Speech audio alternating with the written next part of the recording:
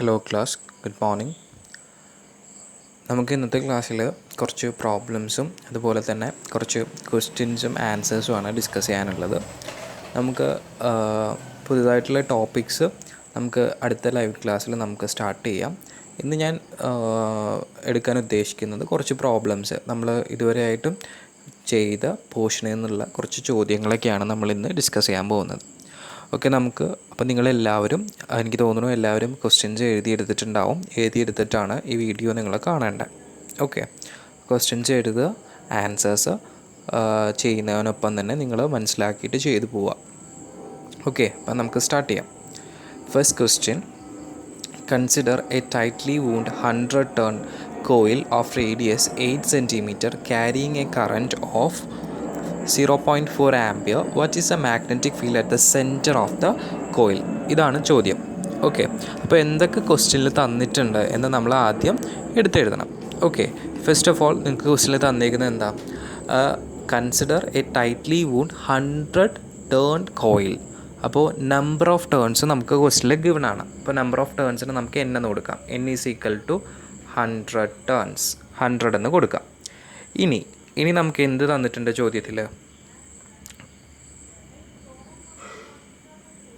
ചോദ്യത്തിൽ നമുക്കിനി റേഡിയസ് തന്നിട്ടുണ്ട്, ആ സർക്കുലാർ ലൂപ്പിൻ്റെ റേഡിയസ്. അപ്പോൾ റേഡിയസിന് R എന്ന് കൊടുക്കാം. റേഡിയസിന് R എന്നല്ല കൊടുക്കുക. നിങ്ങളൊരു കാര്യം ശ്രദ്ധിക്കണം, ഇതൊരു സർക്കുലാർ ലൂപ്പാണ്. സർക്കുലാർ ലൂപ്പിൻ്റെ ഡെറിവേഷൻ നമ്മൾ ചെയ്തപ്പോൾ റേഡിയസ് നമ്മൾ എന്തായിട്ട് എടുത്തത്? A ആയിട്ടാണ്, സ്മോൾ ലെറ്റർ A ആയിട്ടാണ് നമ്മൾ റേഡിയസ് എടുത്തത്. അപ്പോൾ radius is equal to A എന്ന് കൊടുക്കുക. That is equal to 8 cm. നിങ്ങൾക്കറിയാം സെൻറ്റിമീറ്ററിൽ തരുന്നത് മീറ്ററിലേക്ക് കൺവേർട്ട് ചെയ്യണം. അപ്പോൾ അതിനെന്ത് ചെയ്യണം? 8 × 10⁻⁻2 meters എന്ന് നമുക്ക് എഴുതാം. ഇനി എന്താ തന്നേക്കുന്നത്? carrying a current of 0.4 ampere. അപ്പോൾ current is given, I is equal to 0.4 ampere. Okay, what is a magnetic field at the centre of the coil? കോയിലിൻ്റെ സെൻറ്ററിലുള്ള മാഗ്നറ്റിക് ഫീൽഡാണ് കണ്ടുപിടിക്കേണ്ടത്. അപ്പോൾ നമ്മൾ സർക്കുലാർ ലൂപ്പിൻ്റെ ഡെറിവേഷൻ നിങ്ങൾ ആലോചിച്ച് നോക്കുക. അതിൽ നമ്മൾ ഒരു സ്പെഷ്യൽ കേസായിട്ടാണ് സെൻറ്ററിലുള്ളത് നമ്മൾ എഴുതിയത്, അല്ലേ?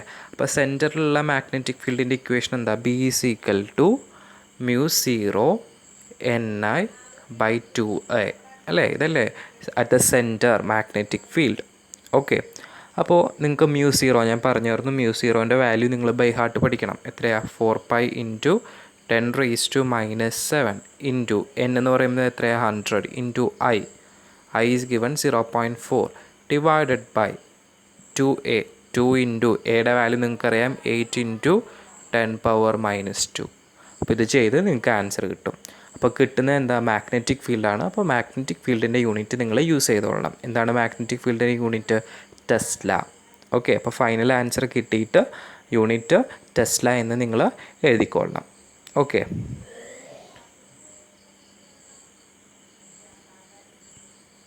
അടുത്ത ചോദ്യത്തിലേക്ക് പോവാം. അടുത്ത ചോദ്യം ഇതാണ്: AB is a straight conductor lying in a plane of paper carrying a current I. What is the direction of magnetic field at the point Q and P? So AB എന്ന് പറയുന്നത് നിങ്ങൾക്ക് ഡയഗ്രത്തിൽ കാണാൻ സാധിക്കും. AB is A conductor. അതിലൂടെ current flow ചെയ്യുന്നുണ്ട്. ഏത് ഡയറക്ഷനിലാണ് current flow ചെയ്യുന്നത്? Downward ഡയറക്ഷനിലാണ് current flow ചെയ്യുന്നത്. നമുക്കറിയാം കറൻറ്റ് ഫ്ലോ ചെയ്യുന്നുണ്ടെങ്കിൽ അതിന് ചുറ്റും ഒരു മാഗ്നറ്റിക് ഫീൽഡ് ഉണ്ടാവും. ആ മാഗ്നറ്റിക് ഫീൽഡിൻ്റെ ഡയറക്ഷൻ നമ്മൾ right hand thumb rule use ചെയ്തിട്ടാണ് കണ്ടുപിടിക്കാറ്, അല്ലേ? അപ്പോൾ റൈറ്റ് ഹാൻഡ് തമ്പ് റൂൾ വെച്ച് ചെയ്യണമെങ്കിൽ നമ്മൾ എന്ത് ചെയ്യണം? ആദ്യം തന്നെ അതിന് ചുറ്റും ഒരു സർക്കുലാർ ഡയറക്ഷൻ അല്ലെങ്കിൽ സർക്കുലാർ ഷേപ്പിലുള്ളൊരു ഫീൽഡ് നിങ്ങൾ വരയ്ക്കണം. ഇനി നിങ്ങൾക്കറിയാം റൈറ്റ് ഹാൻഡ് തമ്പ് റൂൾ എങ്ങനെയാണ് യൂസ് ചെയ്യേണ്ടതെന്ന്. കറൻറ്റ് താഴത്തോട്ടാണെങ്കിൽ മാഗ്നറ്റിക് ഫീൽഡ് എങ്ങനെയായിരിക്കും? Magnetic field will always clock vice ആയിട്ട് വരയ്ക്കാം. So this will be clock vice. ഇങ്ങനെയാണ് നിങ്ങൾ മാർക്ക് ചെയ്യേണ്ടത്. അപ്പോൾ ക്ലോക്ക് വൈസ് ആകുമ്പോൾ നിങ്ങൾ ശ്രദ്ധിക്കുക, ഇങ്ങനെ കറൻറ്റ് ഇങ്ങോട്ട് എൻട്രി ചെയ്യണം. അപ്പോൾ പിയിലേക്ക് എൻട്രി ചെയ്യണു. ഞാൻ കഴിഞ്ഞ ക്ലാസ്സിൽ എന്തോ പറഞ്ഞായിരുന്നു, ഒരു പ്ലെയിനിൻ്റെ ഉള്ളിലോട്ട് എൻട്രി ചെയ്യുമ്പോൾ അവിടുത്തെ ഫീൽഡ് നമ്മൾ എങ്ങനെയാണ് കാട്ടുക? എന്തിട്ടിട്ടാണ് കാട്ടുക? ഒരു റൗണ്ട് വരയ്ക്കുക, എന്നിട്ട് ഒരു ക്രോസ് ഇടുക. ഓക്കെ, ഇനി അതിങ്ങനെ കറങ്ങി എന്ത് ചെയ്യും? ക്യൂവിൽ നിന്ന് എമർജ് ഔട്ട് ചെയ്യും. അപ്പോൾ എമർജ് ഔട്ട് ചെയ്യുന്നതിന് നമ്മൾ എങ്ങനെയാണ് കാട്ടുക? ഒരു റൗണ്ട് ഇട്ടിട്ടൊരു കുത്തിടും, അല്ലേ? അപ്പോൾ അങ്ങനെയാണ് അത് നമ്മൾ റെപ്രസെൻറ്റ് ചെയ്യേണ്ടത്. അപ്പോൾ പിയിൽ എങ്ങനെയാണ്? ഇൻ ടു ദ പ്ലെയിനും ക്യൂവിൽ എങ്ങനെയാണ് ഔട്ട് ഓഫ് ദ പ്ലെയിനുമാണ് ഫീൽഡ് എന്ന് നിങ്ങൾ ആൻസർ എഴുതിക്കൊള്ളണം, ഡയഗ്രവും വരച്ചോളണം. Okay. Moving to next question. A solenoid of length 0.5 meter and radius 1 centimeter having 500 turns carrying a current of 5 ampere. Find the magnetic field interior of the solenoid at one end of the solenoid. അപ്പോൾ എന്തൊക്കെയാണ് തന്നേക്കുന്നതെന്ന് വെച്ചാൽ first നമുക്കത് എഴുതാം. First length is given. Length is equal to 0.5 metres. മീറ്ററിലാണ് തന്നേക്കുന്നത്, അതുകൊണ്ട് ഒരു മാറ്റം വരുത്തണ്ട. റേഡിയസ് ഈസ് ഗിവൺ എത്രയാണ്? 1 സെൻറ്റിമീറ്റർ. അപ്പോൾ 1 സെൻറ്റിമീറ്റർ നമ്മൾ മീറ്ററിലോട്ട് മാറ്റണം. 10⁻⁻² ഇൻറ്റു മീറ്റർ. ഇനി number of turns is given. n is equal to 500. Current is given. I is equal to 5 ampere. ഇനി എന്താ കണ്ടുപിടിക്കേണ്ടത്? Magnetic field at the interior of the solenoid. നമ്മൾ ബൈറ്റ്സർ വേർഡ്സിൽ വെച്ചിട്ട് സോളിനോയിഡിൻ്റെ മാഗ്നറ്റിക് ഫീൽഡ് കണ്ടുപിടിച്ചതാണ്. എത്രയാണ് ആ magnetic field? B is equal to ഇതായിരുന്നു μ0 ni/L ആയിരുന്നില്ലേ? ഇതിൽ സബ്സ്റ്റിറ്റ്യൂട്ട് ചെയ്യുക. അല്ലെങ്കിൽ വേറൊരു ഇക്വേഷൻ എന്തായിരുന്നു? μ0 ni. നമുക്ക് ഇവിടെ ഈ ഒരു ഇക്വേഷൻ വെച്ച് ചെയ്താൽ മതി. അപ്പോൾ അത് വെച്ചിട്ട് നിങ്ങൾക്ക് ചെയ്യാം. μ0ൻ്റെ വാല്യൂ ബൈ ഹാർട്ട് അറിയണം. 4π × 10⁻⁷. എന്നിൻ്റെ വാല്യൂ നമുക്ക് തന്നിട്ടുണ്ട്, ഐയുടെ വാല്യൂ തന്നിട്ടുണ്ട്, എല്ലിൻ്റെ വാല്യൂ തന്നിട്ടുണ്ട്. എല്ലാം സബ്സ്റ്റിറ്റ്യൂട്ട് ചെയ്ത് ആൻസർ കണ്ടുപിടിക്കുക. ഇനി സെക്കൻഡ് ക്വസ്റ്റ്യൻ നോക്കാം. At one end of the solenoid എന്ന് പറയുമ്പോൾ അതിനും ഉള്ള ഇക്വേഷൻ പഠിപ്പിച്ചിട്ടുണ്ട്. എൻഡ് ഓഫ് ദ സോളിനോയിഡ് ആകുമ്പോൾ മാഗ്നറ്റിക് ഫീൽഡ് പകുതേ ഉണ്ടാവുള്ളൂ അല്ലേ? എന്ന് വെച്ച് കഴിഞ്ഞാൽ എൻഡ് ഓഫ് ദ സോളിനോയിഡിൻ്റെ ഇക്വേഷൻ എന്തായിരുന്നു? n μ0 n അല്ല, ഇതായിരുന്നു n μ0 I/2. ഇതായിരുന്നു at the end of the solenoid. അപ്പോൾ ഇവിടെ കിട്ടുന്ന ആൻസറിൻ്റെ പകുതി എടുത്തു കഴിഞ്ഞിട്ടുണ്ടെങ്കിൽ എൻഡ് ഓഫ് ദ സോളിനോയിഡ് നമുക്ക് കിട്ടും. അങ്ങനെ ചെയ്യാം.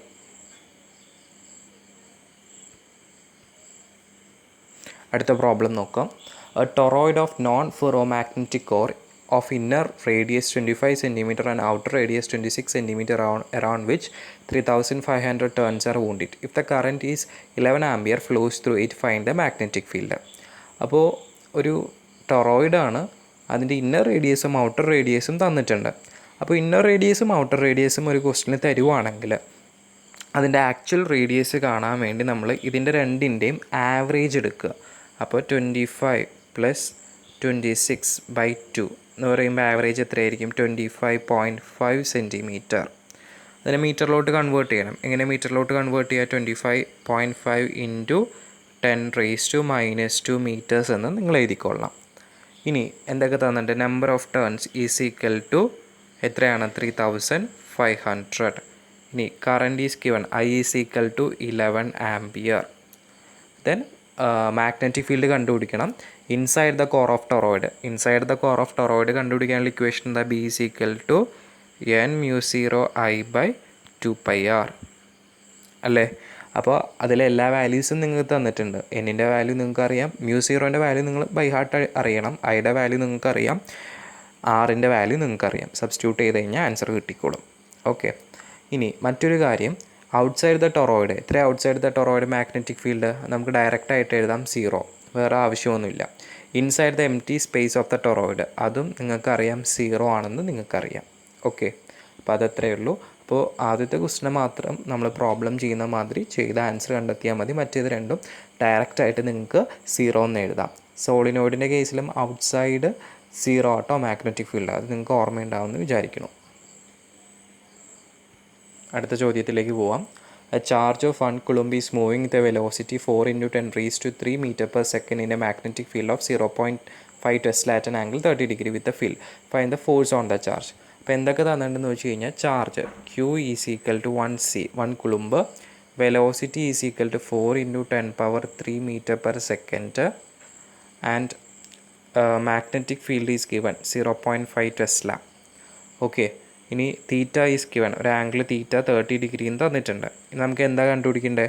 ഫോഴ്സ് കണ്ടുപിടിക്കണം. എന്ത് ഫോഴ്സാണ്? Magnetic force. മാഗ്നറ്റിക് ഫോഴ്സിൻ്റെ ഇക്വേഷൻ എന്താ? FM is equal to QVB sin theta. എല്ലാ ടേംസും നിങ്ങൾക്ക് അറിയാം. Q അറിയാം, V അറിയാം, B അറിയാം, തീറ്റ അറിയാം. സബ്സ്റ്റിറ്റ്യൂട്ട് ചെയ്യുക, ആൻസർ കണ്ടുപിടിക്കുക. അടുത്ത ചോദ്യം. A charge of 2 microcoulomb is moving with a velocity 1.5 into 10 raised to minus 3 meter per second perpendicular to uniform field of 0.2 Tesla. Mass of the charge is 11.2 into 10 raised to minus 31. Calculate the radius of the path. അപ്പോൾ already നമുക്ക് തന്നേക്കുന്ന കാര്യങ്ങളൊക്കെ എഴുതാം. Q is equal to charge is equal to 2 micro coulomb എന്നാണ് തന്നേക്കുന്നത്. അപ്പോൾ micro coulomb ഇങ്ങനെ എഴുതുക, micro coulomb is equal to, അപ്പോൾ 2 ഇൻറ്റു നമ്മൾ അതിനെ കുളുംബിലോട്ട് മാറ്റുമ്പോൾ 10 റേസ് ടു മൈനസ് 6 കുളുംബ് എന്ന് എഴുതണം. ഇനി നമുക്ക് വേറൊരു കാര്യം തന്നേക്കുന്ന വെലോസിറ്റിയാണ്. അപ്പോൾ 1.5 into 10 raise to 3 metre per second perpendicular to the uniform field with 0.2 tesla. അപ്പോൾ magnetic field is given 0.2 tesla and mass of the charge m is given 11.2 into 10 raised to minus 31 kilogram എന്ന് തന്നിട്ടുണ്ട്. Calculate radius of the path. Radius is given by എന്താ equation, mv by qb. റേഡിയസിൻ്റെ equation എന്താ, mv by qb. Okay, I think it's clear. Values substitute ചെയ്യുക, എല്ലാ വാല്യൂസും നമുക്ക് തന്നിട്ടുണ്ട്. വാല്യൂസ് സബ്സ്റ്റിറ്റ്യൂട്ട് ചെയ്യുക, ആൻസർ കണ്ടുപിടിക്കുക. An electron passes through a magnetic field 2 into 10 raised to minus 3 Tesla and an electric field 3 into 10 raised to minus 4 volt per meter. Find the velocity of electron if passes undeviated in mutually perpendicular electric field and magnetic field. അപ്പോൾ question ഇത്രയേ ഉള്ളൂ. ഒരു electron mutually perpendicular ആയിട്ടുള്ള electric ഫീൽഡിൽ കൂടെയും magnetic ഫീൽഡിൽ കൂടെയും അൺഡിഫ്ലക്റ്റഡ് ആയിട്ട് പോയി എന്ന് പറയുമ്പോൾ ഇലക്ട്രിക് ഫീൽഡ് ഇങ്ങനെ, മാഗ്നറ്റിക് ഫീൽഡ് ഇങ്ങനെ, ഓക്കെ, ചാർജ് ഇങ്ങനെ അൺഡിഫ്ലക്റ്റഡ് ആയിട്ട് പോയി എന്ന് പറയുമ്പോൾ അത് എന്ത് കണ്ടീഷനാണ്, വെലോസിറ്റി സെലക്ടർ അല്ലേ, വെലോസിറ്റി സെലക്ടറിൻ്റെ കണ്ടീഷനാണ്. നമ്മളോട് എന്താ കണ്ടുപിടിക്കാൻ പറഞ്ഞേക്കുന്നത്, ഫൈൻഡ് ദ വെലോസിറ്റി അല്ലേ. അപ്പോൾ വെലോസിറ്റി സെലക്ടറിൻ്റെ ഇക്വേഷൻ എന്താ, V is equal to E by B അല്ലേ. സബ്സ്റ്റിറ്റ്യൂട്ട് ചെയ്യുക. ഇ എത്രയാണ്, E is given 3 into 10 raise to -4 by B is given 2 into 10 raise to -3. ചെയ്തെടുക്കുമ്പോൾ നിങ്ങൾക്ക് ആൻസർ കിട്ടും. യൂണിറ്റ് മീറ്റർ പെർ സെക്കൻഡ് എന്ന് എഴുതിക്കൊള്ളണം, since it is velocity. Moving to next question. A medical diagnostic called MRI technique requires that a person lying in a strong magnetic field. It consists of 2 solenoids above and below. Which law helps us to find magnetic field of a solenoid? അപ്പോൾ MRIനെ കുറിച്ചാണ് തരുന്നത്. MRI, magnetic resonance image scanning, നിങ്ങൾക്കറിയാം അല്ലെ, ഒരു type of scanning ടെക്നിക്കാണ്. ഇനി ആ ടെക്നിക്കിൽ പേഴ്സൺ അല്ലെങ്കിൽ patient should be moved or lie in a magnetic field between 2 solenoid. എന്ന് വെച്ച് കഴിഞ്ഞാൽ ഒരു മാഗ്നറ്റിക് ഫീൽഡിലാണ് ആ ഒരു പേഴ്സൺ അല്ലെങ്കിൽ പേഷ്യൻറ്റ് കിടക്കേണ്ടത്. ഓക്കെ, അപ്പോൾ അവിടെ നമ്മളോട് ചോദിച്ചിരിക്കുന്നത് എന്താ, which law help us to find the magnetic field of solenoid. സോളിനോയിഡിൻ്റെ മാഗ്നറ്റിക് ഫീൽഡ് കണ്ടുപിടിക്കാൻ സഹായിക്കുന്ന നിയമം ഏതാണ്, ആംബിയർ സർക്യൂട്ടൽ തിയറം. നിങ്ങൾക്ക് എല്ലാവർക്കും അറിയാവുന്നതാണ്. ആംബിയർ സർക്യൂട്ടൽ തിയറം വെച്ചിട്ടാണ് നമ്മൾ സോളിനോയിഡിൻ്റെ മാഗ്നറ്റിക് ഫീൽഡ് കണ്ടുപിടിക്കുന്നത്. അപ്പോൾ അതാണ് അതിൻ്റെ ആൻസർ. ബി ചോദ്യം നോക്കാം. If the diameter of one of the coil increases without changing the current, what happens to magnetic field produced by it. എന്ന് വെച്ച് കഴിഞ്ഞാൽ ഒരു സോളിനോയിഡിൻ്റെ ഡയാമീറ്റർ നമ്മൾ കൂട്ടുവാണ്. കറണ്ട് രണ്ടിൽ കൂടെ ഒഴുകുന്ന കറണ്ട് സെയിം ആക്കിക്കൊണ്ട് ഡയാമീറ്റർ ജസ്റ്റ് കൂട്ടണു. അങ്ങനെയാണെങ്കിൽ മാഗ്നറ്റിക് ഫീൽഡിൽ എന്ത് മാറ്റം സംഭവിക്കുമെന്നാണ് ചോദിച്ചേക്കുന്നത്. അപ്പോൾ ഇങ്ങനത്തെ ചോദ്യങ്ങൾ വരുവാണെങ്കിൽ നിങ്ങൾ മാഗ്നറ്റിക് ഫീൽഡിൻ്റെ ഇക്വേഷൻ എഴുതി നോക്കുക. ബി ഈസ് ഈക്വൽ ടു എന്താ, n0I/L. ഇതാണ് മാഗ്നറ്റിക് ഫീൽഡ്. അല്ലെങ്കിൽ ഇങ്ങനെ എഴുതാം, n0I എന്നും എഴുതാം അല്ലേ. ഇതിൽ ഡയാമീറ്റർ എന്ന് പറയുന്ന ടേം വരുന്നുണ്ടോ, അല്ലെങ്കിൽ റേഡിയസ് എന്ന് പറയുന്ന ടേം വരുന്നുണ്ടോ, ഇല്ലല്ലോ. അപ്പോൾ നമുക്ക് അത് ഡിപ്പെൻഡ് ചെയ്യുന്നില്ല, ഇൻഡിപെൻഡൻ്റ് ആണ്. അപ്പോൾ ഒരു മാറ്റവും സംഭവിക്കുന്നില്ല എന്ന് ഈ ഇക്വേഷൻ വെച്ചിട്ട് നിങ്ങൾക്ക് എഴുതാൻ സാധിക്കും. അടുത്ത ചോദ്യം. A charge entering a region goes undeflected. Is it necessary that there is no magnetic field in the region. എന്ന് വെച്ച് കഴിഞ്ഞാൽ ഒരു ഫീൽഡ്, ആ ഫീൽഡിലോട്ട് ഒരു ചാർജ് എൻ്ററായി, ഏതെങ്കിലും ഒരു ചാർജ് എൻ്റർ ചെയ്തു എന്ന് വിചാരിക്കാം. ആ ചാർജ് എങ്ങനെ പോയി, അൺഡിഫ്ലക്റ്റഡ് ആയിട്ട് സ്ട്രെയിറ്റ് ലൈനിൽ മൂവ് ചെയ്തു. ആ ചാർജ് സ്ട്രെയിറ്റ് ലൈനിൽ മൂവ് ചെയ്തു. അങ്ങനെയാണെങ്കിൽ അവിടെ മാഗ്നറ്റിക് ഫീൽഡ് ഉണ്ടാവരുത്. സ്ട്രെയിറ്റ് ലൈനിൽ മൂവ് ചെയ്യണമെങ്കിൽ there will be no magnetic field എന്ന് പറയുന്നൊരു കണ്ടീഷൻ ഉണ്ടാവണം എന്ന് വേണോ എന്ന് ആണ് ചോദ്യം. ഒരിക്കലും ആവശ്യമില്ല. കാരണം ഒരു ചാർജിന് മാഗ്നറ്റിക് ഫീൽഡിലൂടെ സ്ട്രെയിറ്റ് ലൈനിൽ മൂവ് ചെയ്യാൻ കണ്ടീഷൻസ് നിങ്ങൾക്ക് അറിയാം. എങ്ങനെയൊക്കെയാണ്, ചാർജ് പാരലലോ ആൻറ്റി പാരലലോ ആയിട്ട് എൻ്റർ ചെയ്താലും നമുക്ക് ചാർജിൻ്റെ പാത്ത് സ്ട്രെയിറ്റ് ലൈൻ ആയിരിക്കും അല്ലെങ്കിൽ അൺഡീവിയേറ്റഡ് ആയിരിക്കും. അപ്പോൾ അതാണ് അതിൻ്റെ ആൻസറായിട്ട് വരേണ്ടത്. അപ്പോൾ നോ എന്ന് എഴുതാം. എന്നിട്ട് when charge is entering parallel or anti parallel its path will be a straight line, always be a straight line എന്ന് എഴുതാം. What is the work done by magnetic Lorentz force? Will there be any change in kinetic energy? Magnetic Lorentz force ചെയ്യുന്ന work എത്രയാണ്? അപ്പോൾ magnetic Lawrence ഫോഴ്സിൻ്റെ equation എഴുതണം. F is equal to Q into V cross P. ഇവിടെ നോക്കിക്കേ നിങ്ങൾ, ഇതൊരു cross product ആണ്, അല്ലെങ്കിൽ ക്രോസ് പ്രൊഡക്റ്റ് ആയിട്ടുള്ള ഒരു ഇക്വേഷനാണ്, വെക്റ്റർ ഇക്വേഷനാണ്. അപ്പോൾ നമുക്ക് അറിയാം ഇങ്ങനെ ക്രോസ് പ്രൊഡക്റ്റ് ആയിട്ട് എഴുതുവാണെങ്കിൽ ഈ ടേമും ഈ രണ്ട് ടേമുകളും മ്യൂച്വലി പെർപെൻഡിക്കുലർ ആയിരിക്കും. അപ്പോൾ നമുക്ക് എഴുതാം FM is perpendicular to V, അല്ലെങ്കിൽ വെലോസിറ്റിക്ക് ഫോഴ്സ് പെർപെൻഡിക്കുലർ ആണ്. അങ്ങനെയാണെങ്കിൽ FM is perpendicular to displacement എന്ന് വെച്ച് കഴിഞ്ഞാൽ ഫോഴ്സ് വെലോസിറ്റിക്ക് പെർപെൻഡിക്കുലർ ആണെന്ന് നമുക്ക് ഈ ഇക്വേഷനിൽ എഴുതാൻ പറ്റും. അങ്ങനെയാണെങ്കിൽ ഫോഴ്സ് ഡിസ്പ്ലേസ്മെൻറ്റിനും പെർപെൻഡിക്കുലർ ആയിരിക്കും. വെലോസിറ്റിക്ക് പെർപെൻഡിക്കുലർ ആണെങ്കിൽ ഡിസ്പ്ലേസ്മെൻറ്റിനും പെർപെൻഡിക്കുലർ ആയിരിക്കും. ഓക്കെ, അങ്ങനെയാണെങ്കിൽ ഫോഴ്സും ഡിസ്പ്ലേസ്മെൻറ്റും പെർപെൻഡിക്കുലർ ആണെങ്കിൽ നിങ്ങൾ പഠിച്ചിട്ടുണ്ട് first year, work done will be 0. ഫോഴ്സിനും ഡിസ്പ്ലേസ്മെൻറ്റിനും ഇടയ്ക്കുള്ള ആംഗിൾ 90 വരുവാണെങ്കിൽ നിങ്ങൾ പഠിച്ചിട്ടുണ്ട് വർക്ക് ഡൺ വിൽ ബി 0. അതാണ് ആദ്യത്തെ ചോദ്യം. വർക്ക് 0 ആവുന്നത് എപ്പോൾ, അല്ലെങ്കിൽ എങ്ങനെയാണ് 0 ആകുന്നത്? ഓക്കെ, അപ്പോൾ ഈ സ്റ്റെപ്പുകൾ എഴുതിയിട്ട് നിങ്ങൾ സബ്സ്റ്റാൻഷിയേറ്റ് ചെയ്തോളണം ആൻസർ. ഇനി മറ്റൊന്ന്, will there be any change in kinetic energy? ഈ സാഹചര്യത്തിൽ കൈനറ്റിക് എനർജിക്ക് ചേഞ്ച് ഉണ്ടാകുമോ എന്ന്. അപ്പോൾ അത് കണ്ടെത്താനായിട്ട് നിങ്ങൾ ഫസ്റ്റ് ഇയർ പഠിച്ച വർക്ക് എനർജി തിയറം ഇവിടെ അപ്ലൈ ചെയ്യണം. വർക്ക് എനർജി തിയറം എന്താ പറയുന്നത്? Work done is equal to change in kinetic energy അല്ലേ? അതല്ലേ വർക്ക് എനർജി തിയറം. അപ്പോൾ work done is equal to 0 ആണെങ്കിൽ ചേഞ്ച് ഇൻ കൈനറ്റിക് എനർജി എത്രയായിരിക്കും? Will be 0. അങ്ങനെയാണെങ്കിൽ കൈനറ്റിക് എനർജിക്ക് ചേഞ്ച് ഉണ്ടാവുമോ? ഒരു ചേഞ്ചും ഇല്ല. അതുകൊണ്ടാണ് ചേഞ്ച് ഇൻ കൈനറ്റിക് എനർജി 0 എന്ന് കിട്ടുന്നത്. What happens to a proton when it is shot along axis of solenoid? ഒരു സോളിനോയിഡിൻ്റെ ആക്സിസ് ഇതാണ്. ആക്സിസിനെ പാരലായിട്ടായിരിക്കും ആരുണ്ടാവുക? മാഗ്നറ്റിക് ഫീൽഡ് ഉണ്ടാവുക എന്ന് നിങ്ങൾക്കറിയാം. അപ്പോൾ സോളിനോയിഡിൻ്റെ കേസിൽ ആക്സിസിനെ പാരലായിട്ടാണ് മാഗ്നറ്റിക് ഫീൽഡ് ഉണ്ടാവുക. ആ പോയിന്റ് നിങ്ങൾക്ക് അറിയണം. ഓക്കെ, അപ്പോൾ ആക്സിസിൽ കൂടെ ഒരു പ്രോട്ടോൺ ഇങ്ങനെ വിടുകയാണെന്ന് വിചാരിക്കുക. P എന്ന് പറയുന്നൊരു പ്രോട്ടോൺ ഈ ആക്സിസിൽ കൂടെ നമ്മൾ ഷോർട്ട് ചെയ്യുകയാണെന്ന് വിചാരിക്കുക. അങ്ങനെയാണെങ്കിൽ ആ പ്രോട്ടോൺ എന്ത് സംഭവിക്കും എന്നാണ് ചോദ്യം ചോദിച്ചിരിക്കുന്നത്. ഒന്നും സംഭവിക്കില്ല. കാരണം എന്താ? ഫീൽഡ് ഇങ്ങനെയാണ്. ഫീൽഡിന് പാരലായിട്ടാണ് പ്രോട്ടോൺ പോകുന്നത്. ഫീൽഡിന് പാരലായിട്ട് പോവുകയാണെങ്കിൽ അത് സ്ട്രെയിറ്റ് ലൈനിൽ മൂവ് ചെയ്യും, അൺഡിഫ്ലക്റ്റഡ് മോഷൻ ആയിരിക്കും എന്ന് നിങ്ങൾക്ക് എഴുതാം. Does charged particle accelerate inside the cyclotron?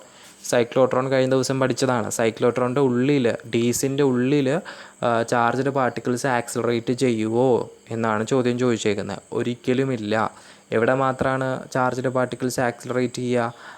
നടുക്കത്തെ സ്പേസിൽ, ഡീസിന് ഇടയ്ക്കുള്ള ഒരു നടുക്കത്തെ സ്പേസില്ലേ, അവിടെ മാത്രമായിരിക്കും ഈ ചാർജ്ഡ് പാർട്ടിക്കിൾസ് ആക്സിലറേറ്റ് ചെയ്യത്തുള്ളൂ.